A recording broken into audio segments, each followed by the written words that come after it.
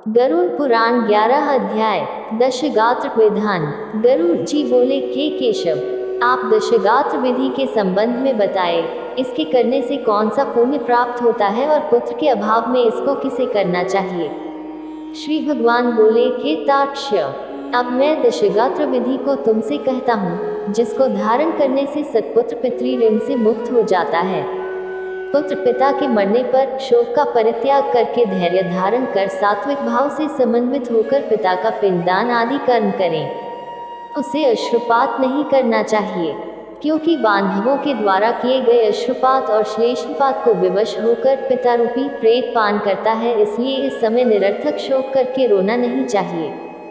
यदि मनुष्य हजारों वर्ष रात दिन शोक करता रहे तो भी प्राणी कहीं भी दिखाई नहीं पड़ सकता। जिसकी उत्पत्ति हुई है उसकी मृत्यु सुनिश्चित है, और जिसकी मृत्यु हुई है उसका जन्म भी निश्चित है। इसलिए बुद्धिमान को इस अवश्यंभावी जन्म मृत्यु के विषय में शोक नहीं करना चाहिए। ऐसा कोई दैवीय अथवा मानवीय उपाय नहीं है जिसके द्वारा मृत्यु को प्राप्त हुआ व्यक्ति पुनः यहाँ वापस आ सके। अवश्यंभावी भावों का प्रतिकार यदि संभव होता तो नल, राम और युधिष्ठिर महाराज आदि दुख न प्राप्त करते। इस जगत में सदा के लिए किसी का किसी भी व्यक्ति के साथ रहना संभव नहीं है। जब अपने शरीर के साथ भी जीवात्मा का सार्वकालिक संबंध संभव नहीं है तो फिर अन्य जनों के आत्यंतिक सहवास की तो बात ही क्या। जिस प्रकार कोई पथिक छाया का आश्रय लेकर विश्राम करता है और विश्राम करके पुनः चला जाता है, उसी प्रकार प्राणी का संसार में परस्पर मिलन होता है। पुनः प्रारब्ध कर्मों को भोग कर वह अपने गंतव्य को चला जाता है। प्रातःकाल जो भोज्य पदार्थ बनाया जाता है वह सायंकाल नष्ट हो जाता है। ऐसे नष्ट होने वाले अन्न के रस से पुष्ट होने वाले शरीर की नित्यता की कथा ही क्या। पितृमृण से होने वाले दुख के लिए यह पूर्वोक्त विचार औषध स्वरूप है। अतः इसका सम्यक चिंतन करके अज्ञान से होने वाले शोक का परित्याग कर पुत्र को अपने पिता की क्रिया करनी चाहिए। पुत्र के अभाव में पत्नी को और पत्नी के अभाव में सहोदर भाई को तथा सहोदर भाई के अभाव में ब्राह्मण की क्रिया उसके शिष्य को अथवा किसी सपिंडी व्यक्ति को करनी चाहिए। हे गरुड़, पुत्रहीन व्यक्ति के मरने पर उसके बड़े अथवा छोटे भाई के पुत्रों या पौत्रों के द्वारा दशगात्र आदि कार्य कराने चाहिए। एक पिता से उत्पन्न होने वाले भाइयों में यदि एक भी पुत्रवान हो तो उसी पुत्र से सभी भाई पुत्रवान हो जाते हैं, ऐसा मनु जी ने कहा है। यदि एक पुरुष की बहुत सी पत्नियों में कोई एक पुत्रवती हो जाए तो उस एक ही पुत्र से वे सभी पुत्रवती हो जाती हैं। सभी भाई पुत्रहीन हो तो उनका मित्र पिंडदान करे, अथवा सभी के अभाव में पुरोहित को ही क्रिया करनी चाहिए। क्रिया का लोप नहीं करना चाहिए। यदि कोई स्त्री अथवा पुरुष अपने इष्ट मित्र की ओर द्वदैहिक क्रिया करता है तो अनाथ प्रेत का संस्कार करने से उसे कोटि यज्ञ का फल प्राप्त होता है।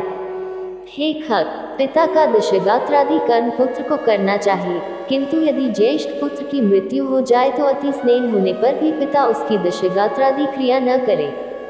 बहुत से पुत्रों के रहने पर भी दशगात्र, सपिंडन तथा अन्य षोडश श्राद्ध एक ही पुत्र को करना चाहिए। पैतृक संपत्ति का बंटवारा हो जाने पर भी दशगात्र, सपिंडन और षोडश श्राद्ध एक को ही करना चाहिए, किंतु सांवत्सरिक आदि श्राद्धों को विभक्त पुत्र पृथक पृथक करें। इसलिए ज्येष्ठ पुत्र को एक समय भोजन, भूमि पर शयन तथा ब्रह्मचर्य धारण करके पवित्र होकर भक्ति भाव से दशगात्र और श्राद्ध विधान करने चाहिए। पृथ्वी की 7 बार परिक्रमा करने से जो फल प्राप्त होता है वही फल माता पिता की क्रिया करके पुत्र प्राप्त करता है। दशगात्र से लेकर वार्षिक श्राद्ध पर्यंत पिता की श्राद्ध क्रिया करने वाला पुत्र गया श्राद्ध का फल प्राप्त करता है। कूप, तालाब, बगीचा, तीर्थ अथवा देवालय के प्रांगण में जाकर मध्यमयाम मध्याह्न काल में बिना मंत्र के स्नान करना चाहिए। पवित्र होकर वृक्ष के मूल में दक्षिणाभिमुख होकर वेदी बनाकर उसे गोबर से लीपे।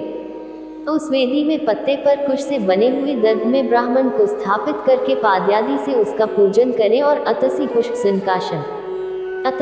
संकाश पीत्वा सस्मुच्यतम ये नमस्यन्ति गोविंद न तेषां विद्यते भयम इत्यादि मंत्रों से उसे प्रणाम करे। इसके पश्चात उसके आगे पिंड प्रदान करने के लिए कुश का आसन रखकर उसके ऊपर नाम गोत्र का उच्चारण करते हुए पके हुए चावल अथवा जौ की पीठी आटा से बने हुए पिंड को प्रदान करना चाहिए। उशीर खस चंदन और भरिंगराज का पुष्प निवेदित करें।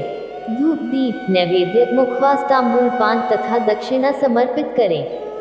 तदनंतर काकान दूध और जल से परिपूर्ण पात्र तथा वर्धमान वृद्धिक्रम से दी जाने वाली जलांजलि प्रदान करते हुए ये कहे कि अमुक नाम के प्रेत के लिए मेरे द्वारा प्रदत्त ये पिंडादि सामग्री प्राप्त हो। अन्न वस्त्र जल द्रव्य अथवा अन्य जो भी वस्तु प्रेत शब्द का उच्चारण करके मृत प्राणी को दी जाती है, उससे उसे अनंत फल प्राप्त होता है, अक्षय तृप्ति प्राप्त होती है। इसलिए प्रथम दिन से लेकर सपिंडीकरण के पूर्व स्त्री और पुरुष दोनों के लिए प्रेत शब्द का उच्चारण करना चाहिए। पहले दिन विधिपूर्वक जिस अन्न का पिंड दिया जाता है, उसी अन्न से विधिपूर्वक 9 दिन तक पिंडदान करना चाहिए।